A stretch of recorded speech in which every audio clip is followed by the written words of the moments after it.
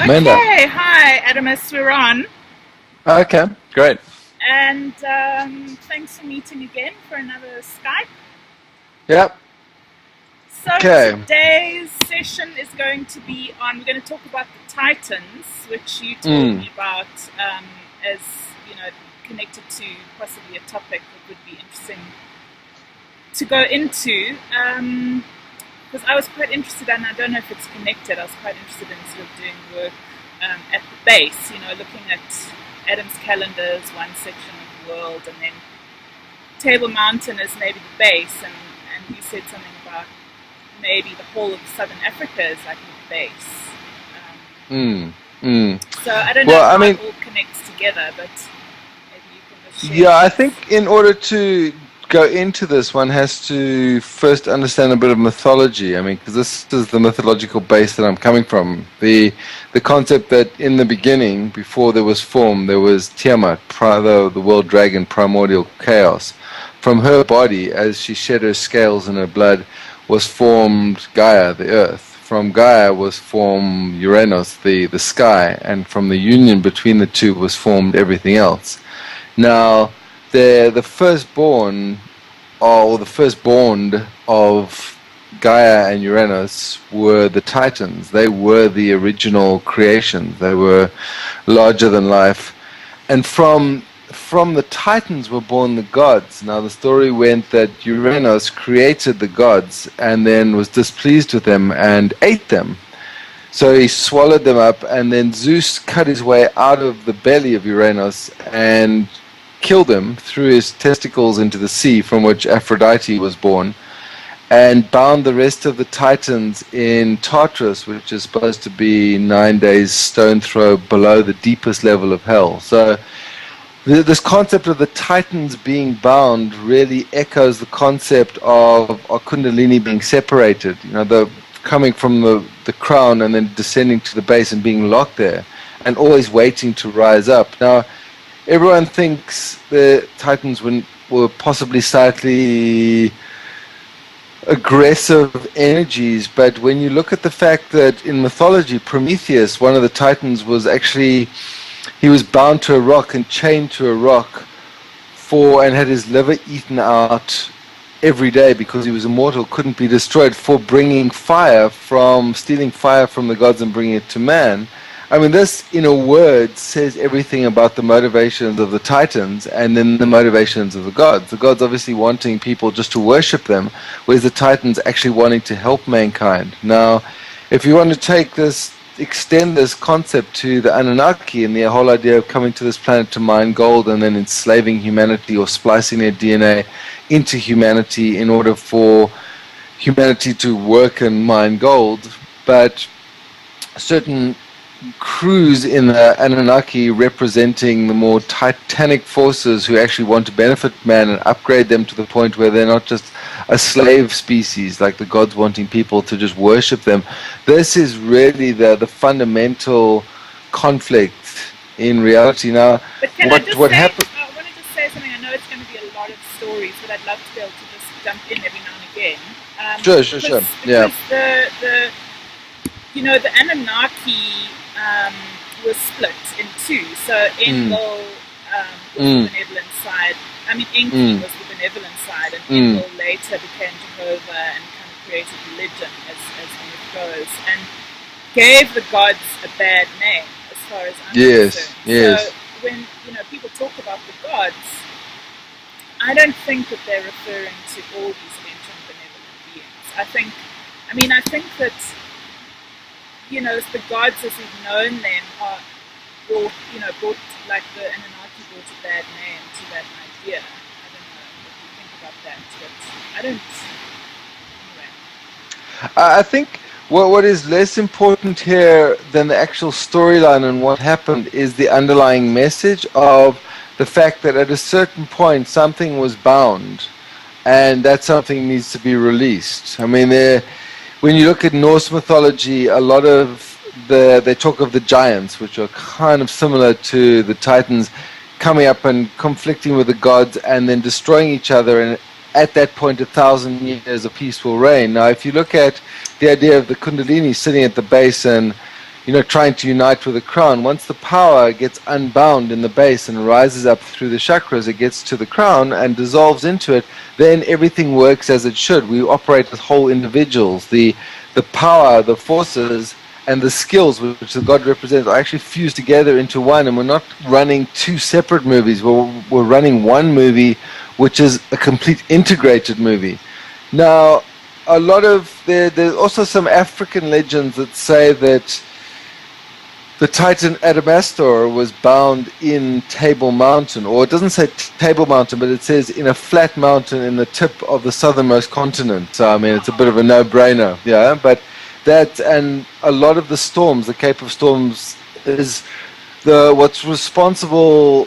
Adamas is raging because he's separated from Thetis, his sea bride, yeah. And in his rage, being bound in this mountain, he rages, and the rages are these storms. Now, I've always had a very strong call to unbind the Titans. This has been part of my mission. So whether one does it in mind space or as visualization, or one actually goes to physical locations and unbinds certain forces at certain times as one feels one's calling it is really irrelevant. What is more relevant is the feeling of the calling. Now, I'm aware that as I unbind these Titans in myself and in the external reality, it unbinds them in the world. I think a lot of the wild weather that the world is experiencing is the unbinding of the Titans, because the Titans are the elemental forces. This is what was chained for a long time and now is coming unbound. I mean, I was just watching the story of the superstorm that's hitting England, like right now. I mean,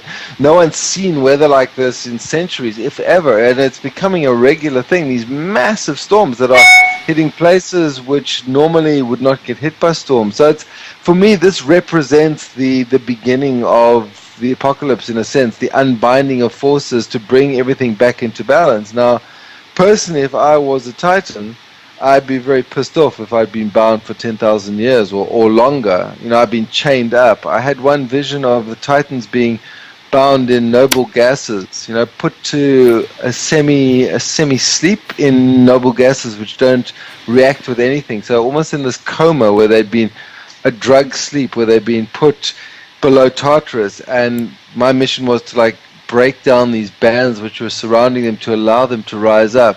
So I mean, this is some of the work I've done. I've done sort of stuff around, there was this one chained god which was basically Loki, and he'd been bound likewise in a place similar and had the poison dropped on his face. So it's, you can't bind anything forever. How do you figure that because who would have bound these beings? They're so powerful. Would they not have agreed to a certain amount of binding to bring the earth into a certain place for its experience?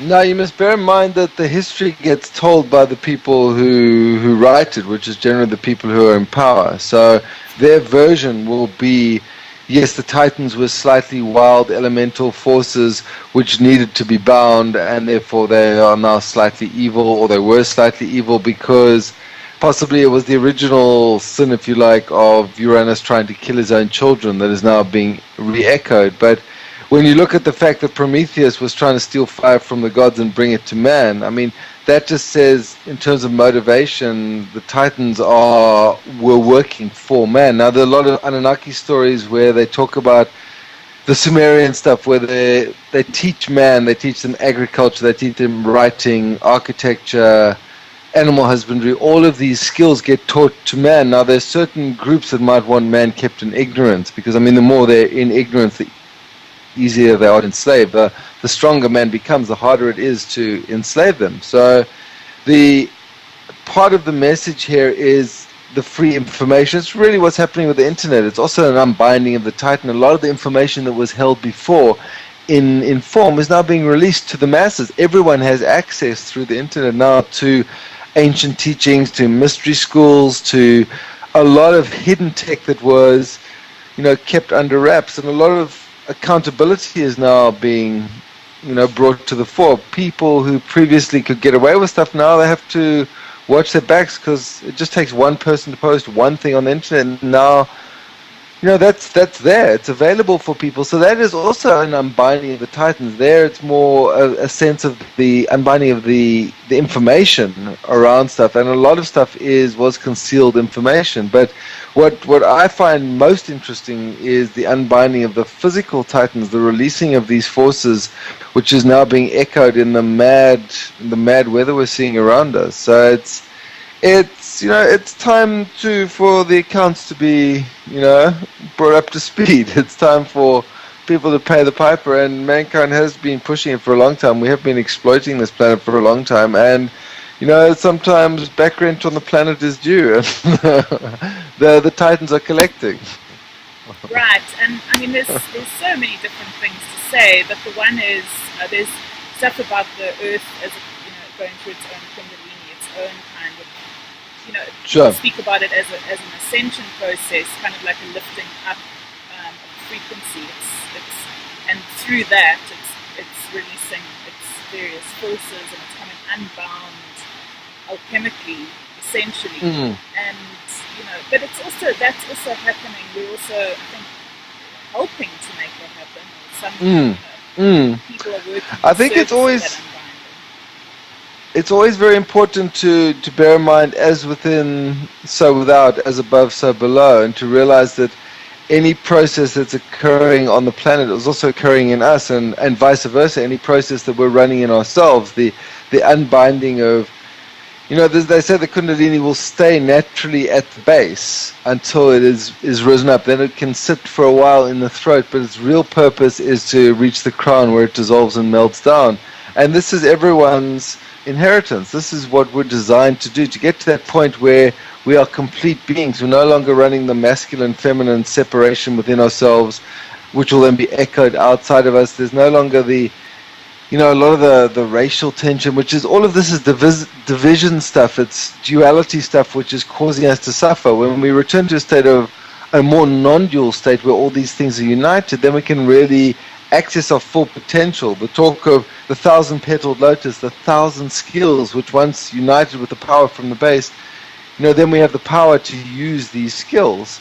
Then the sky's the limit. Then there is no limit. Then we really reach our inheritance, which is, as divine beings, if you want, able to do pretty much whatever we like. I mean, this is really what we're talking about, and this is why the whole binding of the Titans and the unbinding of the Titans is so current. This is what we're looking at the moment. So it's very exciting times. I'm having a great time. I know, you're having a great time. I'm also having a great time. It's exciting that things are moving. Yes. And why are you so happy? Tell me. I don't know, things are just moving in a really positive direction. I'm looking at the karma burn thing as like, this is another cleansing of the stuff that binds us into form. It's a freeing up of the old architecture, which is stagnant and has been sitting there for years, and it allows us to actually to reach our full potential, which is everyone's dream, surely. I mean, to get to a point where we're not bound by the past, we can act impeccably, honestly, with full joy in the moment, without being bound by memory. And after that, well, what more can we really ask for? Then we are thoroughly enjoying every moment that we're alive, and that surely is the inheritance one wants. After that, it doesn't really matter what you do after that. If you're sitting on a desert island twiddling your toes and drinking mojitos or margaritas, or you're actually running a business, or you're living your dream, it makes no difference what you do. You'll be enjoying it. I'm just looking at the whole business thing and how much I'm actually enjoying engaging, bringing a product into the world from a medicine Buddha perspective. And it's, I can feel the charge building. It's very exciting. I can feel the wave, coming up behind, pushing it forward. So it's a very exciting time. And I mean, given that it is all to get people to a point where they can be more in integrity with themselves and enjoy themselves more, because the less baggage you carry, the more you actually enjoy. I notice this with myself. The less I carry from the past, the more present I can be with my daughter, the more present I can be with every moment, the more I can enjoy things for the first moment, as if it was the first moment, which is the state we should all be living from. So, it's nice when everything one does is dovetailing into one, and that's kind of what's happening at the moment. And maybe this is the energy of the year of the horse rising up, pushing us forward. Maybe it's just the time for that. I don't know. I'm cranking. So do you think it's Full power. automatic? Do you think it's automatic that people seek out what it is that they need in order to move and unbind themselves? And maybe you could even talk, I don't know, maybe a little bit more about that. I mean, it's quite I do, but it's also very important for them to actively engage the process. They say, well, the Buddhists say that the mind is the wish-fulfilling gem, and if you set your intent as, I want to unbind myself from everything that is binding me, the mind will automatically find a way forward. But if you haven't made that as a specific intent, as a wish or just a general intention, the mind will not engage it. So I think it's very important to engage the machinery, and this is what I'm talking about. You can't just passively think, well, it would be nice if I had a house in the Bahamas. You've got to look at, well, what is actually stopping me from having the house in the Bahamas? And if part of that is dodgy conceptual structures and old memory, then that's what you go for, to clear out, so that you can actually bring everything you have in a moment to the party. And then you can really start to live your dreams. You can actually start to, there's a lot of stuff around wish-fulfilling stuff, but what often holds it back, I think, is the junk of the heart, the junk of the mind, the junk of previous memory. So once we clear that stuff out, then we really start to move forward. We're moving forward with a powerful engine, whereas before we haven't cleaned out the engine. There's a lot of junk in it. It's not working very well. But once we clean all that junk out, then we can actually say, okay, well, I actually want to be in the Bahamas, and in 6 months we can actually be there if that's what we want. So this is what I'm talking about. The faster the engine runs, the faster we can bring stuff into being, and the less junk we have, the more we can actually bring what we want into being. But of course you have to engage the intent around, like, yes, I want to clear this stuff out, and then stuff does come to meet us. But you have to meet it halfway. You have to engage it and say, this is what I want, and I have to be committed to my own liberation. And for me, the greatest commitment to one's own liberation one can have is, are you willing to sacrifice your sanity, your life? Are you that committed? Do you have the death guts to your own process? And if you are, of course you'll get it. And if you're not, well, good luck. If you're not committed to your own process, then good luck. There's a few things around that. The one is that different people say different things about the idea of the Kundalini. Some people say, you don't need to force it. You don't need to, it's not like an end unto itself. It's a process of living. So if you're, like, for example, I remember speaking to Hasya from the Advanced Tantra school in Johannesburg, and he said he feels that Kundalini is a natural outcome of doing, like, for example, the work of Tantra, which is a little bit of an unbinding process as well. I don't know what your thoughts are. Sure. I mean, for me, when I decided to raise my Kundalini, it was just a fit of inspiration. I'd been speeding for 2 days, and I took some LSD, and I just decided in that moment, this is what I must do. And that's what I proceeded to do. The whole process of the raising of the Kundalini went on for weeks, if not months. And it was a very intense and very beautiful process. But in a sense, it's very much my nature. It's like, okay, I want to do this now, and I'll put everything behind it, and come hell or high water, whatever the outcome, I will push through to get to that point. Now, that is my way. It's not necessarily other people's way. I certainly believe that the raising of the Kundalini, afterwards, everything became a lot simpler. Everything functioned a lot better. I was a much happier, more integrated individual. At the time going through it, it was like being in the sea. I was thrown all over the show. It was a very intense but beautiful time. But I like that kind of stuff. Now, that's not necessarily everyone's route. When they look at a lot of the Kundalini yoga practices and people raising it, they talk about the clearing of the nadis and the channels in order to prepare the body for that event. I was like, okay, I'm just going to jump in. I'm going to turn the whole machine on and let it auto empty and see what happens. But I trusted enough in my own ability to actually manage that, which is very much the school of crazy wisdom, which is like, I don't know how I'm going to get through, but I trust the fact that I will get through, and I'll dive in. And this is why Crazy Wisdom is such a fast school. It's supposed to be one of the fastest methodologies, because you literally follow the mood of the moment and use that to lead you through. And you trust random events as one's own reflection, and you follow that to its end conclusion. But it's not for the faint of heart, and it's not for people who don't trust their own intuition. So, saying this, I think everyone has a different pathway to Kundalini, and some people might choose to do it whether consciously and unconsciously over a number of years. You know, it's not the end either. It's like, for me, that was the beginning. Then I could really pursue the whole unbinding and the full creativity inherent to myself. It just gave me a fully functional unit to work with, the unit being myself. It allowed me to have both sides united. So before that, I always had this conflict: left brain, right brain, masculine, feminine, always dancing. I'd go too far to the left, too feminine, and then I'd go too masculine to compensate. Then I'd swing back and forth, and it became quite exhausting. So post Kundalini, what does that even mean? Like going too far to the left? What does that mean? Well, I would sort of engage the feminine, like go right into the feminine, almost become anti-masculine, and then realize that wasn't a way through. So then I become super masculine on the flip side, and then have issues with the feminine. It was always the seesawing, the back and forth, and it was quite exhausting. So when I united the Kundalini, I no longer felt that conflict. It was like the masculine and the feminine fused together as one, and they're still being masculine. I'm fully compos mentis with the feminine. I mean, for me, what the feminine brought was the intuitive stuff and a lot of the raw power. That's what the feminine stuff brought to me. It's not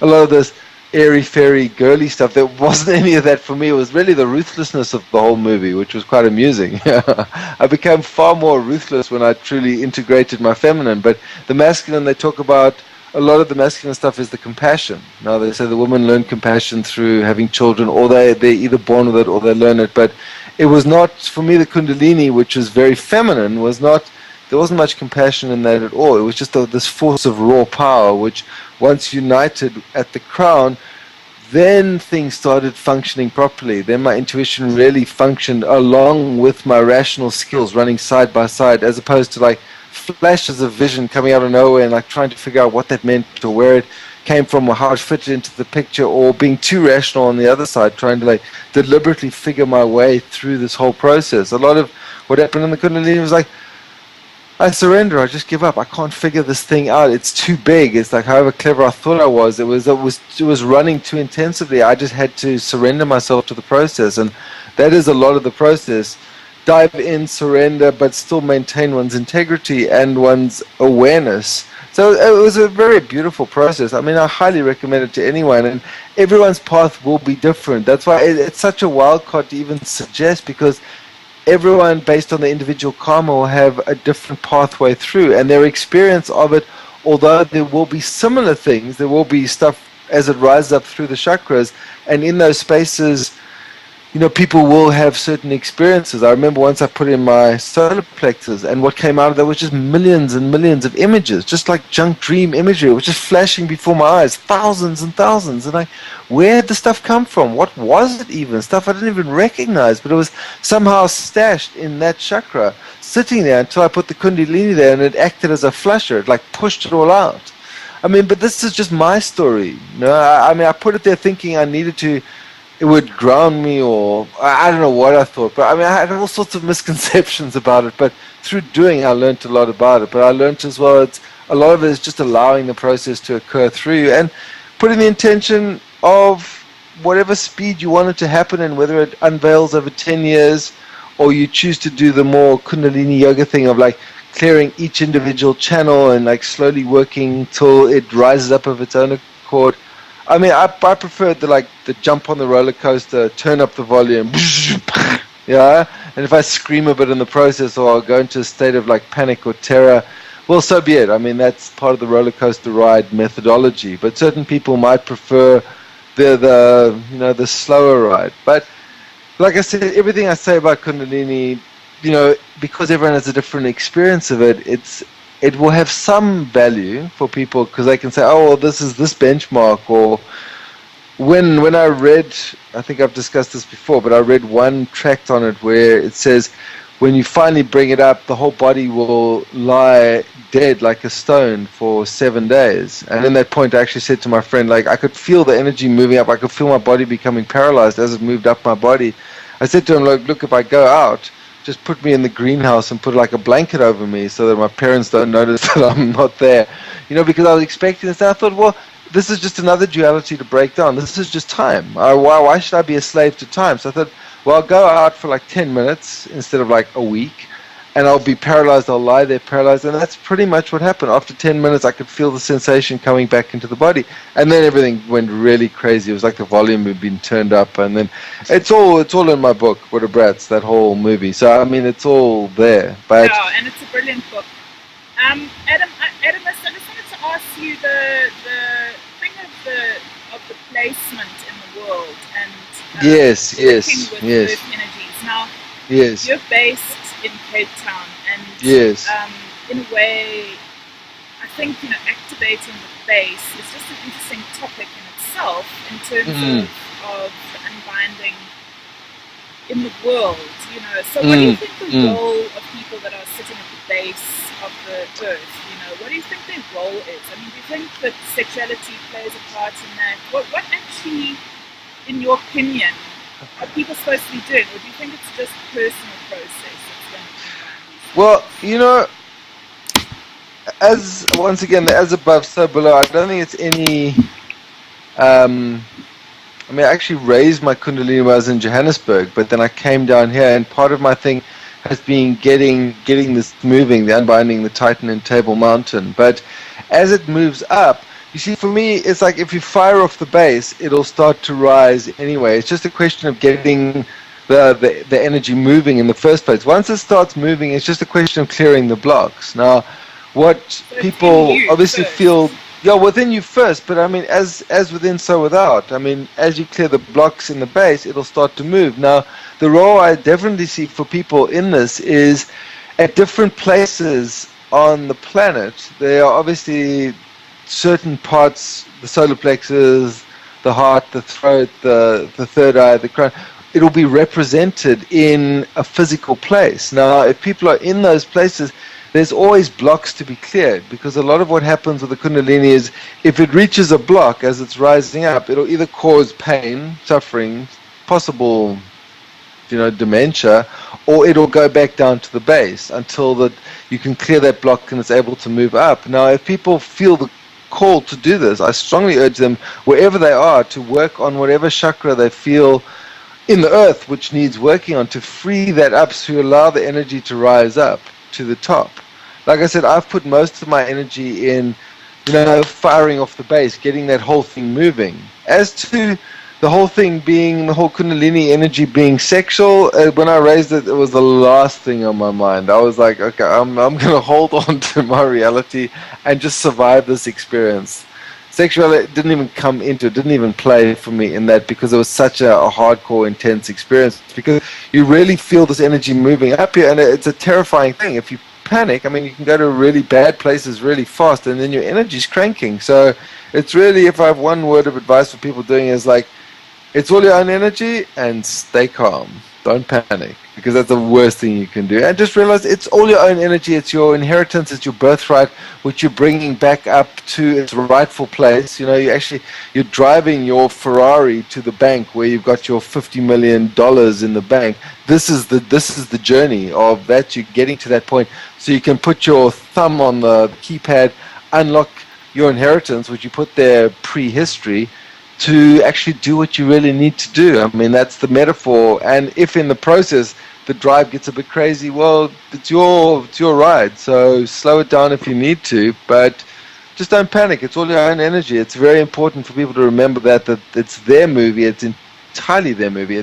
There's no one else can really tell them what's going on at that point, because it's their movie. I mean, sure, I've guided people through it, but most of it's just like helping them keep calm, just saying, chill out, relax, don't panic, integrate it, realize, if there's feelings of anxiety here, like, let them flush out. Because one of the things that Kundalini does is it flushes out memories. It flushes out a lot of old stuff. It does similar stuff to what Karma Burn does. But there's so much work to be done on that.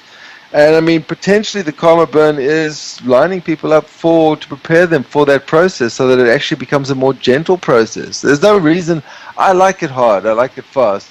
That's my nature. But I understand that a lot of people, it's not their nature. And in homeopathy, we talk a lot about the most rapid and the most gentle way to get something done. And this is very important, because if it's too rapid, you lose the gentleness and it becomes quite unpleasant. If it's too gentle, we often get but tired of it and we lose heart because it's not moving fast enough. So we need the ideal, the two axes to coalesce ideally to get it to what is rapid and gentle enough for us. But like I said, everyone who wants to work on unbinding earth energies, go for it. There's plenty of stuff to be done. There's stuff that needs unbinding in all sorts of places. There's environmental toxicity, areas which have been poisoned. There's a whole range of stuff to do. But like, as you feel the call, or as whoever feels the call, they must just go out and do it. Trust the fact that they feel the call to do it, as it is the right thing to do. That is what they need to do.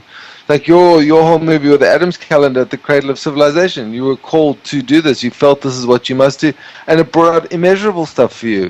That's pure crazy wisdom. That's what I'm talking about. Follow your heart. And you can do stuff with intention in the earth, but you'll be sure as well. that whatever you intend outside of you, you'll have to do inside of you as well. Of course. We often just that way.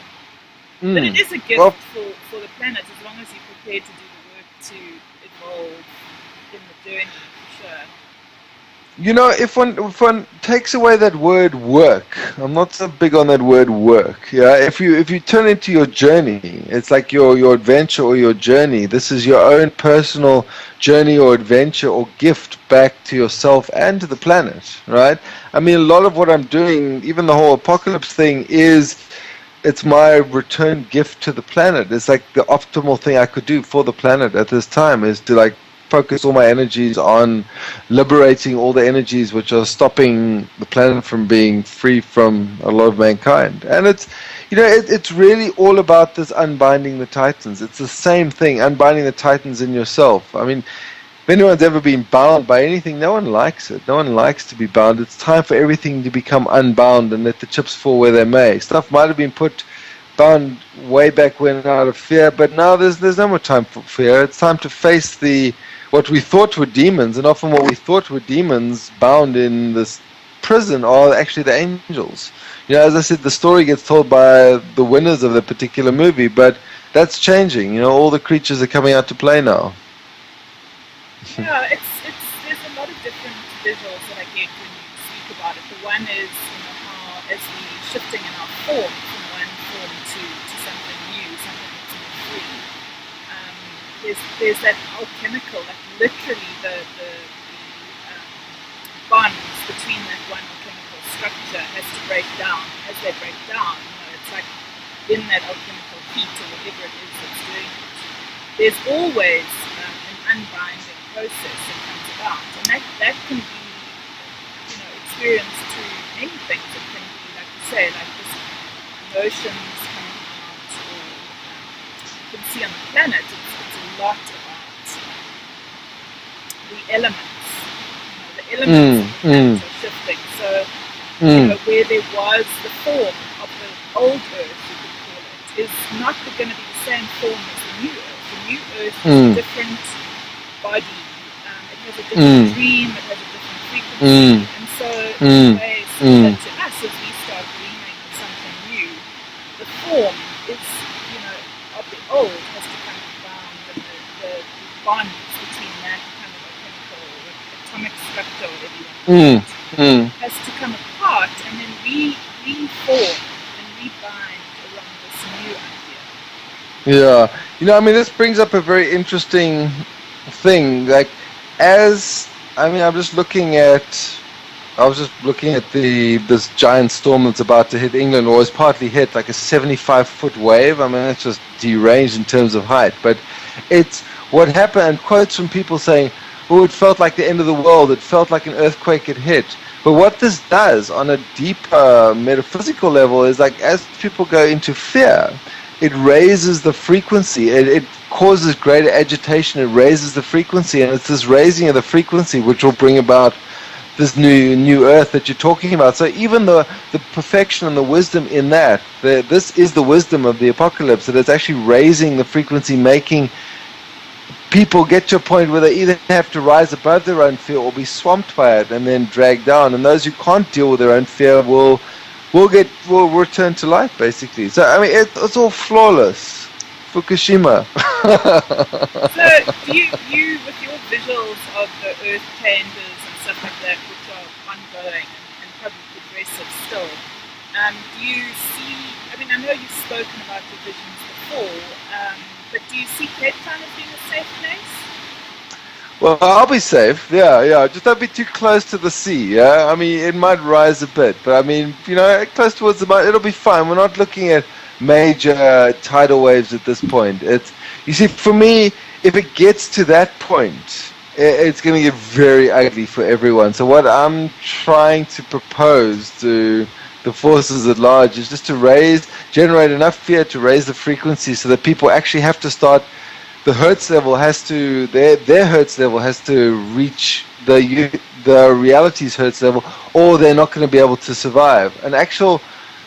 I think there is going to be a lot more chaos. I mean, I've spoken to a friend of mine who's a visionary as well, and she's seen floods in Cape Town. But I'm fairly high up the hill here. I think I'll be fine. If there is flooding, well, if the city gets a bit of a wash, so be it. It's not the end of the world. We can take out some of the garbage. But it's, a lot of the attachment people have, the God realm, which is often right at the seaside, like right on the sea. The people who have their Clifton houses, well, they might be in for a bit of a cleansing, yeah. But I mean, I'm not making any predictions on that level. It's not really that important what happens.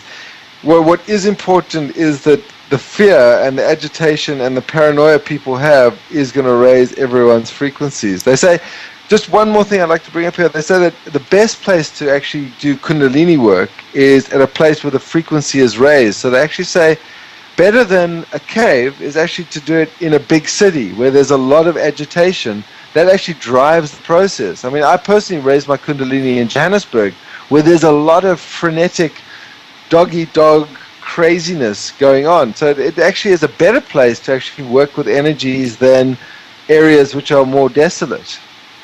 Yeah, and I mean, look, I think that just from my own perspective, I would like to just put this in, that I do think that it's important that people give some thought to the fact that the earth is busy changing, and that the elements are slightly crazy and chaotic and busy shifting at the moment, and that if they do want to be a part of the future, they need to do some work on where is a good, safe place for them to be, and use some intentional mindset, work. Because honestly, if you're going to be unconscious in these times, you are going to be swept away by it. So I don't want to put this video out without saying to people, like, don't be silly, don't be crazy. There's been so many people saying, like, just be mindful of where you're living and make sure that where you're living feels like it's a sustainable place for you, feels like the future for you. And the whole planet is going towards living, somewhat off the grid, somewhat in conscious community, and just to be aware, if you're choosing to live consciously by the edge of the sea and on the cliff, good for you, you'll probably be fine. But if you want to do this journey, just don't make those choices unconsciously. Just look for places where if the chaos, because essentially the other thing that people are talking about is this idea of a shifting grid. And it ties in very well into this idea of the unbinding of Titans. And if the Titans are tied to the elements, then to move from one grid is kind of like one atomic structure, one, way that we are bound as a globe. We're bound on this electrical grid system, and there's a lot of informational stuff that runs through our electrical grid. And there might be times when those kind of things need to be interrupted and replugged in different ways. So people just need to be, prepared to be off the grid if they care about stuff like that. That's my opinion. You see, I would argue that what's even more important is that they get their mind right, that they do the work they need to do on themselves. Because once that's done, they'll automatically make the right decisions. They'll automatically gravitate to, a place which will be more sustainable. There's one thing saying, because I've seen the other extreme, the people who build bunkers underneath their houses for like nuclear fallout, and they're living in a state of fear. It's like they say, well, if it happens, then we'll be able to survive for a year, and what. I'm not running that movie. I'm not running the Fallout movie where one's living in hell, or it's just an apocalypse now kind of story. I'm not playing that. I'm playing my movie. I'll continue to play my movie. I know that I'll be in the physically right place. I know that where I am, where my daughter is not going to be touched one way or another by the elements. So it's like I'm not concerned about this because I have that certainty in myself. And I would argue that this is even more important than physical location. Sure, the physical location is an echo of that. But if people sort this out and they're happy with themselves, they'll automatically make the right decisions. They'll be drawn into the right kind of communities, whether it's online communities or actually physical communities. I know physical communities, there's a lot of problems as well, people living together. I mean, we don't necessarily need to physically live together unless we want to. I mean, these are also choices we can make. I mean, logistically, it's not always possible for people to live out in the country. They often have stuff. I mean, I need to see patients. I have to be in a place. I suppose I could do it anywhere, but I'm quite happy with the way things are at the moment. I can walk across the road to my coffee shop, and I like where I live at the moment. And I mean, I've given it a fair amount of thought as to where I wanted to be, and like this is where I've ended up. Not saying I won't move at some future point, but I'm not going to be driven out of fear of like, oh well, the waves might rise and we might be swept away by. That's not going to happen in my reality. I'll watch it, but it's not going to happen to me. So I'm not concerned about it. I just know. Just in my gut, I just know there is no fear there, so it will not happen. Yeah, and I think it is that thing of conscious awareness. Because I mean, for me, if we're aware of something, we're working with it. We're making choices around it. We're observing our own reality and making choices, not out of an unconscious place, but others give some thought. Because I mean, there's many people that have for a long time now been speaking about the changes that are going on, and just to really make choices around best future place or best place, resonance place for you. I can't remember what else I was going to say about that. I was definitely going to say something else. There's a beautiful thing that I just want to bring up here. It's like I was talking about it with a friend of mine. There's an Arabic proverb that says, "Believe in Allah, but tie up your camel at night."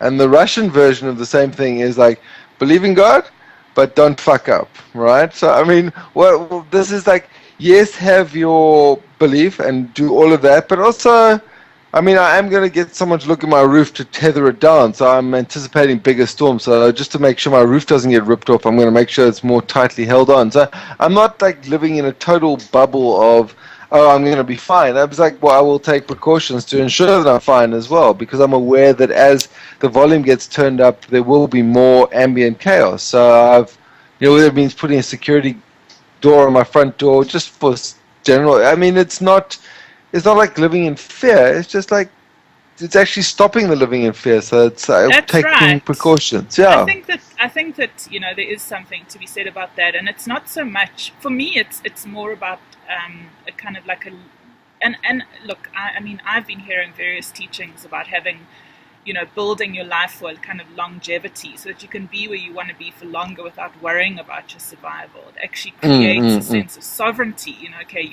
You're more in touch with the elements instead of less in touch. Yes, you're getting the best of rainwater. Yes, you're getting the best of fresh air or whatever, understanding, like, I mean, I know a lot of people who have got undergrounds, and I don't, I think it's an amazing thing to build a home into the side of your mountain, and like partially underground. I've been in them. They're peaceful. And if you're living there and you're on your own and you're in the mountain, it's actually an extraordinary experience. I mean, talk about being in touch with the elements. And yes. So and the other thing is that there was one of the other speakers on the Soul Science seminar at Adam's Calendar was a remote viewer called Lynn Buchanan. And Lynn Buchanan was the US military remote viewing trainer, controlled remote viewing. And he worked there for, many, many years. And he just said, when he spoke about his visions of the future, he just said prepare, because he says depending on which part of the world that you're in and what kind of unbinding needs to happen in that particular space, in that particular grid, depending on the amount of suppression that there is in that area. There's a lot of control and a lot of suppressed energy. The chaos is going to be greater. If there's less suppression, it's going to be more an easier transition for that unbinding. But he said, in some cases, it's not even so much the earth changes that need to happen, but it's social structures that need to come apart. Sure. And that there's a certain amount of chaos, in like trying to reorganize, for example, the banking systems and stuff like that. What happens if people live from day to day on money from the banks and then they just can't get hold of that money? Yes. So he has said that he sees, a future peaceful, a golden age, but there will be still transitional chaos for sure in different ways.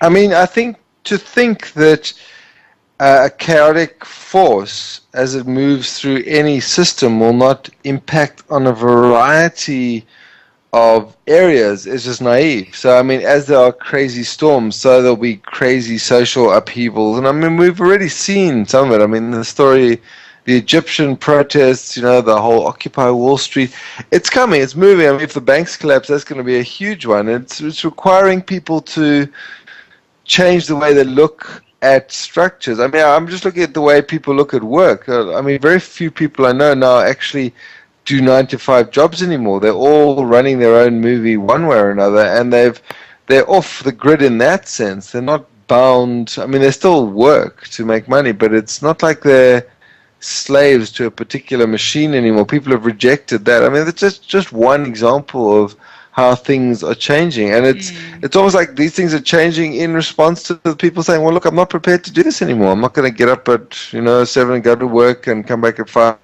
I'm just not going anymore. I refuse. I'll do whatever it takes to get off the grid, and this is what is required for people to actually change what's actually happening around them. And the old dream is finished. It's almost impossible for people to continue with their past because they're just done with it. Well, it became a nightmare. It wasn't even a dream anymore. It just became a horror show. It's like a treadmill horror show, and it's like people just can't do it anymore, and that's good. So they have to get a bit creative. They have to get a bit inventive. They have to think, like, okay, what are their actual skills? What is their passion? What is their pleasure? And follow that. And brilliant. The people who do that actually, reap the rewards. And I'd say, since we are talking about the elements, I'd say actually nature is an incredible healer and a teacher. And the more people can take time out to be in nature. I mean, Cape Town is one of the most beautiful cities in the world. Yeah. But when you do take time out just to be in nature, you're actually in a benevolent ambient field.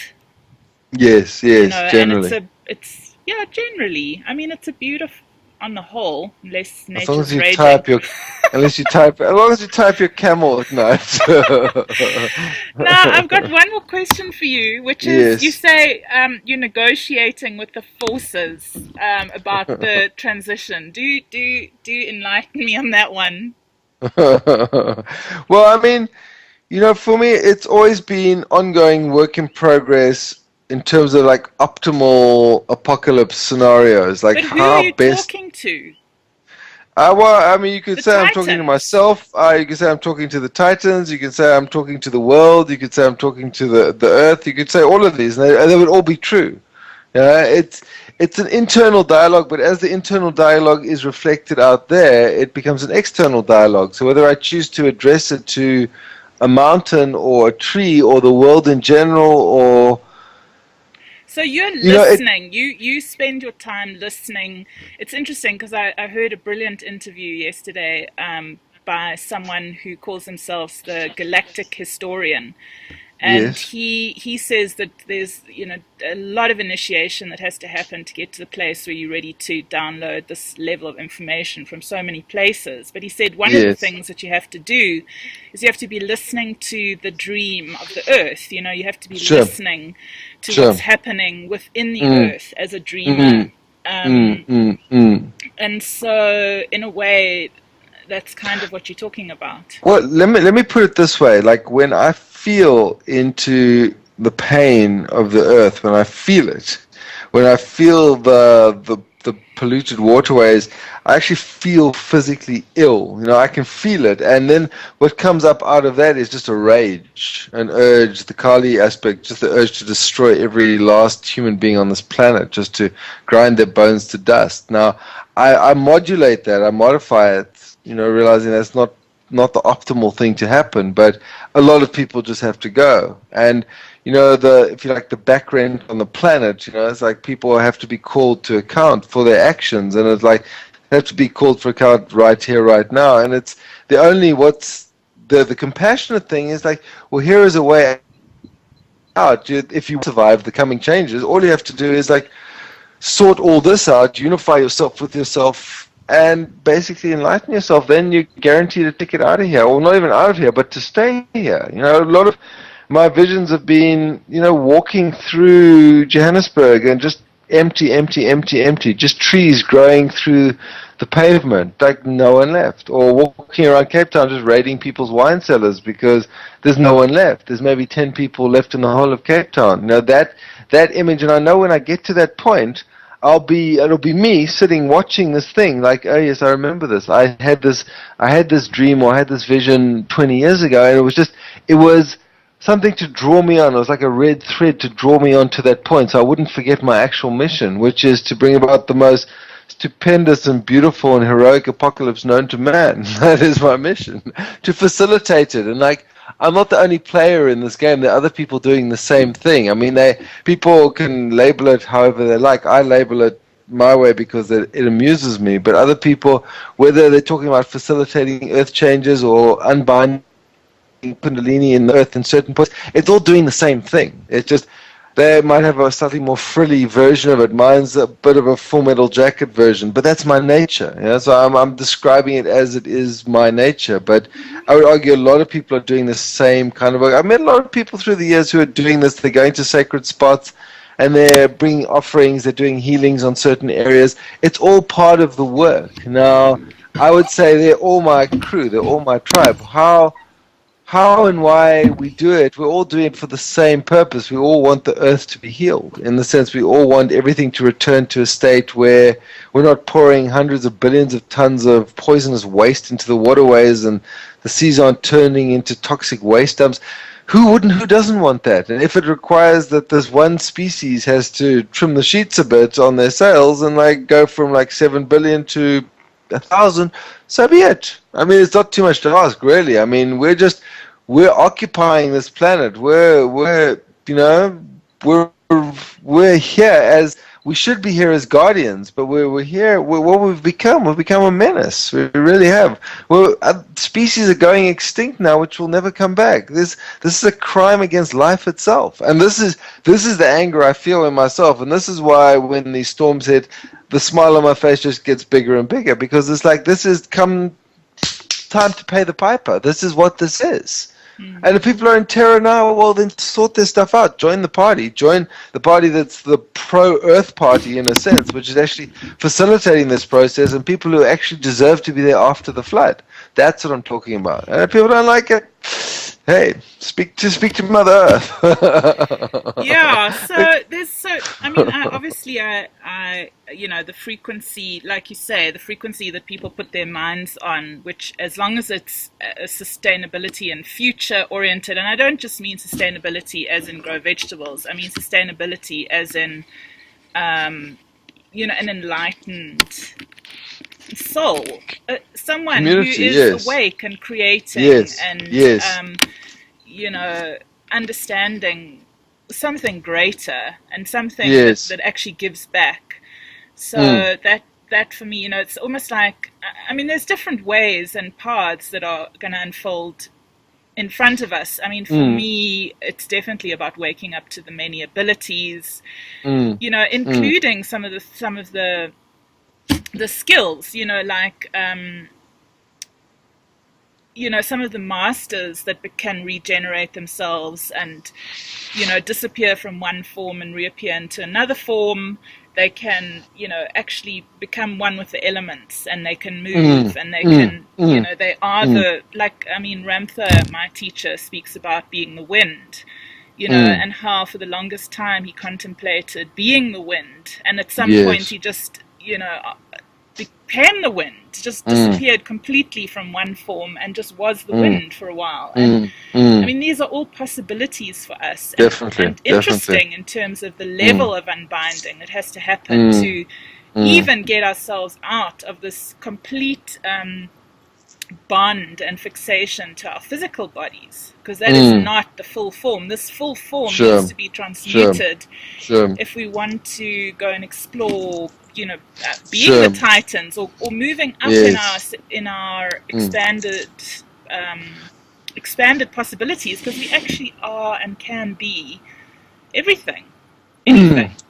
Well, you see, the good news is there that, like, as the world hysteria amps up and as there's more ambient, if you like, terror, or the frequency raises, that'll drive this process in ourselves. It'll provide the fuel for this very process. Of course, it helps to have your surfboard all set up so that when the wave hits, you're riding it. And that's the learning of the skills, the learning of the tech. But the juice to drive a lot of this process, I think, will start to become. I mean, I feel it already. I feel like my internal nuclear generator is working. It's functional. It's come online, and I just feel an immense amount of personal just power in my body. I'm like, I don't know what to do with myself. I'm like baring my teeth. I've got so much juice running through me. It's great. I'm having a fabulous time. I mean, and I ordered this thing maybe 2-3 years ago. Yeah, it's like, okay, a full nuclear powered plant just fueling myself. Yeah. So, and this has come to roost. So but I think a lot of it is to do with the increased frequency it's still early days. I mean, it's really gonna get a lot more cranked. I It mean, does if amp you up for sure, if yeah. you're just looking just weather-wise at what's happened in the last year, I mean, radical stuff. But another thing I wanted to address, people are always thinking, oh, well, it'd be nice to be a Mahasiddha and to fly and to like become the wind and blah, blah, blah, blah, blah. And it would, and it will, and we'll do that, all of that. But it's also, I mean, I see your Madiba cap on, and I mean, to become like a person like him, a great soul, Mahatma Gandhi, like great soul, like a person worthy of inspiring others, that is also a worthy thing to do, to actually be a light unto the world. This is also what's required from people. If they can take these examples, yes, Madiba is dead, but it doesn't mean you can't emulate that energy and bring that into the world. This is what's required in terms of community and development. This is really what we're looking at. It's like people taking up the banner of, it's like, oh, no, it's like, oh, he did it, that's him over there. No, I'll take that aspect of me back into myself, and I'll embody that. I'll continue that spirit, whatever that spirit Yeah, is. but I But mean, that's, when I can teleport between here and wherever I want to be, because sure, I have the ability to sure, totally unbind in one moment and show up in the sure, next, I promise sure. you I'll be making some changes. No, no, no, sure. But what I'm saying is, in the meantime, yeah, one can make all sorts of changes. I mean, I'd say both of us are making changes just in having this dialogue. Everyone who listens to this conversation gets a taste of the possibilities of what is to come, or what is actually upon us right now. And And it is it's a not going to be nice, long. I mean, I think it's actually quite a lovely conversation to have, this idea of teleportation as a real possibility, in Mm, line with the mm. conversation of changing form, and Yes, because yes, the earth is changing form slowly, actually, just out of benevolence of giving everybody time to catch up, and the yes. depth of kind of forgetfulness that has happened here on this planet. But she's actually, she's shifting from one form to the other. But if you take that to just another level, then yes, I mean, we are able to shapeshift. I mean, that is a real ability, and it doesn't necessarily need to be that far away. I mean, there are shamans in South Africa, I think, that can pretty much do it. There are but masters that have those abilities, and I'm into that. Break down that word. I mean, shape-shift. Every time you change personality, every time you go into a different aspect of yourself, you're essentially shape-shifting. You're becoming a different thing. You know, it's like the state I'm in now. Right, we're so unimaginative. We just become the same thing in every moment. No, sure. I mean, it doesn't mean that I can't then go 20 minutes later from this apocalyptic frenzy and watch My Little Pony with my 2-year-old daughter and have a great time doing it. You know, it's like that is shape-shifting. That is moving from one paradigm with no conflict. To be able to dance 1,000 faces, that is shape-shifting. I mean, we get all fixated on like, oh, I want to be a wolf or blah, blah, blah, or like, you know.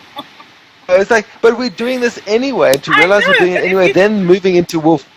It'll come, Amanda. It's coming. But the more we realize we're doing it anyway, the easier that final shift into like a wolf or a big cat or whatever it is you want to be, I mean, will be easier. And you take that dialogue to children and they're in heaven. Because they're so close to that nature still. Yeah, they are. And I mean, there were probably good reasons that people didn't have these abilities for a while, but the time is coming where the stage will be set for them to re-access a lot of that stuff. You know, with the binding of the Titans was the binding of a lot of the magic, because they are the elemental forces. It's the power that drives a lot of these powers. So as they come back online, the power to do these things becomes available. So I would argue that the unbinding of the Titans is the unbinding of a lot of the magical stuff, and it's required. It was tied up, and that's why we entered such an age of science and rationality and reason and like anti-magic, if you like, for so long that a lot of that wasn't possible. But how low can you go? Yeah, but I mean, in terms of like flying, if you look, you can do research on flying ointments, stuff which uses datura and belladonna and henbane, and like I've got a pretty good idea of how to make one. Yeah, it's going to be a full wrenching of reality if you take it, because as you cover your body in it, it's going to take you from this to another state. But like when we take a lot of the strong hallucinogens, we're shifting from this space to another space as well. We are shifting reality. And you don't have to take chemicals. You can induce it through focus and intent. I mean, I think that's an important point. I mean, I think we said a lot of things. We can probably go on another little bit, but I just want to say that I think that people must remember that we are the observer of our own reality. So we can actually, we are actually choosing and can consciously choose what it is that we want to experience. And we're organizing our reality around us every moment. We're collapsing this kind of resonant field around us according to our inner stories and dialogues and movies and all that. And that can be enhanced.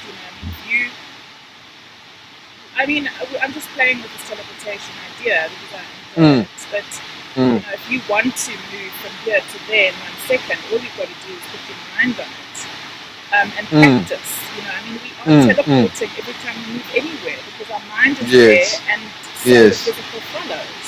Yeah. I've got a few things to say on that as well. I mean, I firmly believe, because I like the idea of teleporting, flying, walking through walls, but I believe that if I spent enough time focused on that skill, I could do it.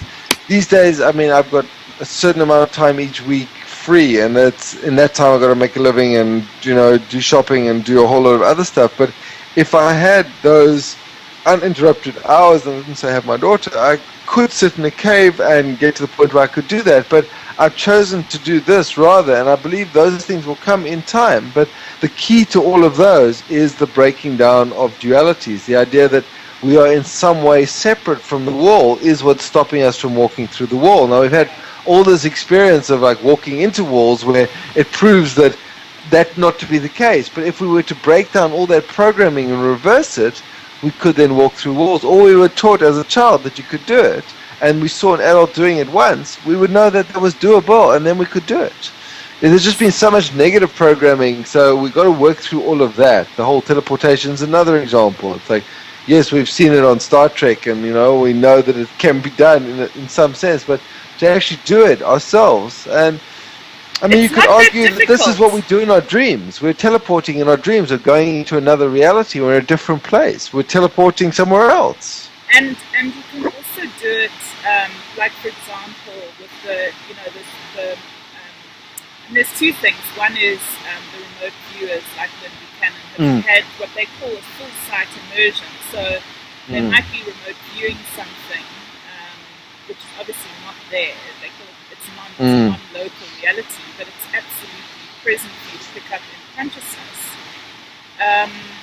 If you put your mind there for long enough and you leave your awareness of your body behind, you can actually energetically show up in other non-local bodies and be on sight. And yes. from the masters is that if you hold that focus of that other sight for long enough, eventually your physicality follows, which is essentially what this ascension process now, is about.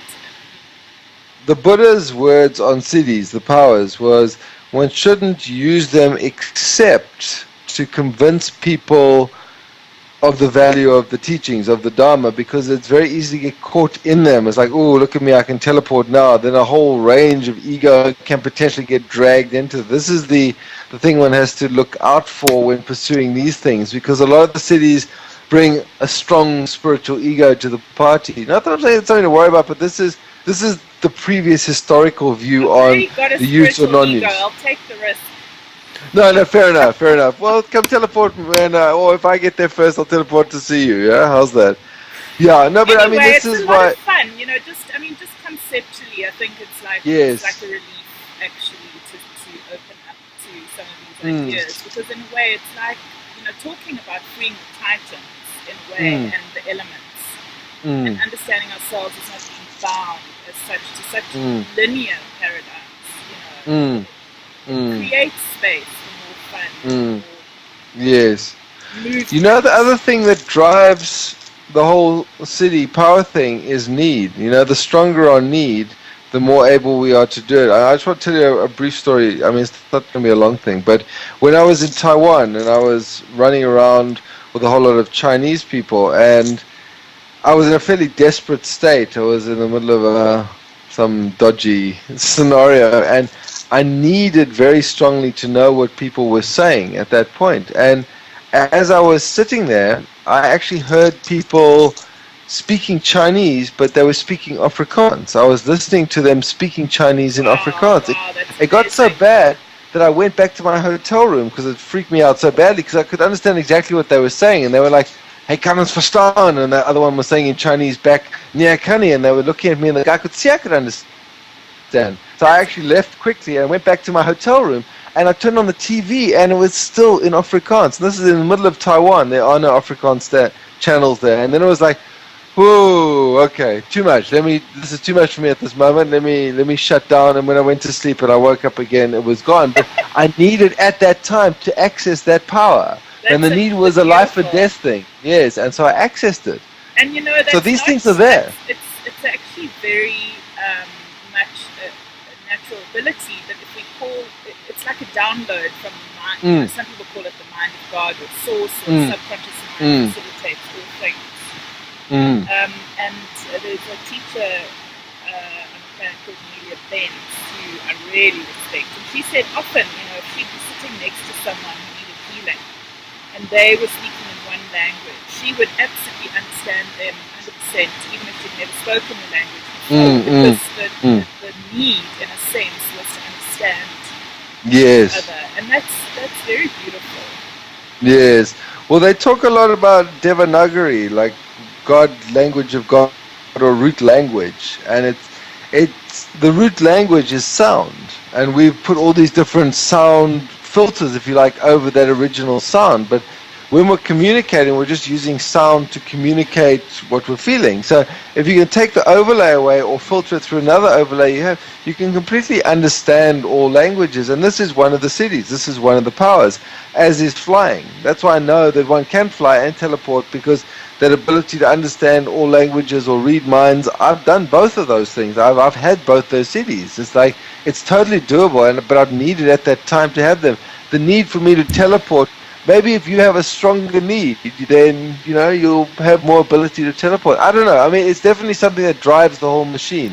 That's what I'm saying. I have a knowingness about teleportation and all these abilities that are, I feel, going to just become just automatically back to us as the frequencies go Yes, up, yes. So, like, telepathy and stuff like that, so reading each other's minds and understanding there's really no secrets, there's really no separation. It'll be a big adjustment, but I think that it is part of the natural state of flow of energy, and we'll be arriving back at those kind of abilities naturally.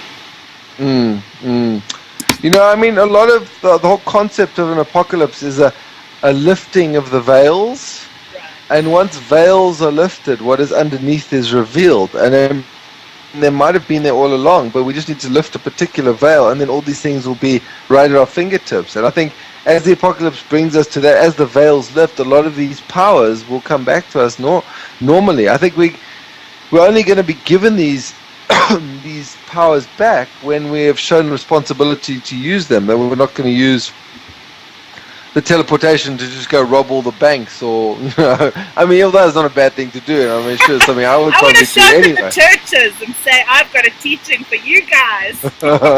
No, totally. I mean, there's all sorts of rock star potential in it.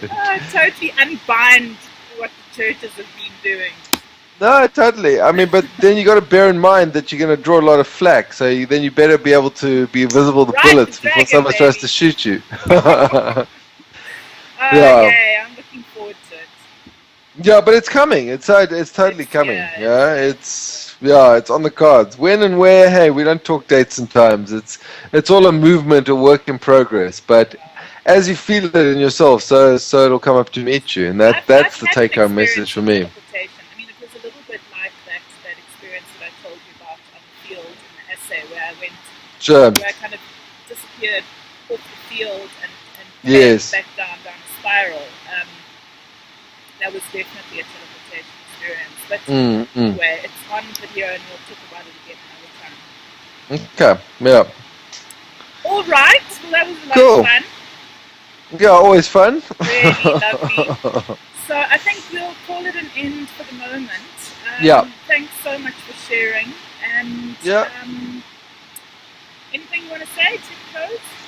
I think that kind of covers it. I mean, it's a good round. I'm sure we'll have more talks in the future around this very subject. But I think as we talk through this stuff, we both kind of unveil stuff in ourselves. We come to realizations, and it builds the field. So hence the value in these talks. And I mean, whether we're talking about, or it doesn't really matter what we're talking about, it'll still aid the process of unveiling, and part of that is the cross-communication between people, the opening between people, which allows this to occur. So onwards and upwards. For me to power confidential key day. Field, which will open up gateways and stuff for other people to come into the dialogue. So no, sure. And I mean, just to give a blueprint of what is possible. If even that, just show them the flag. It's like, yes, this is doable.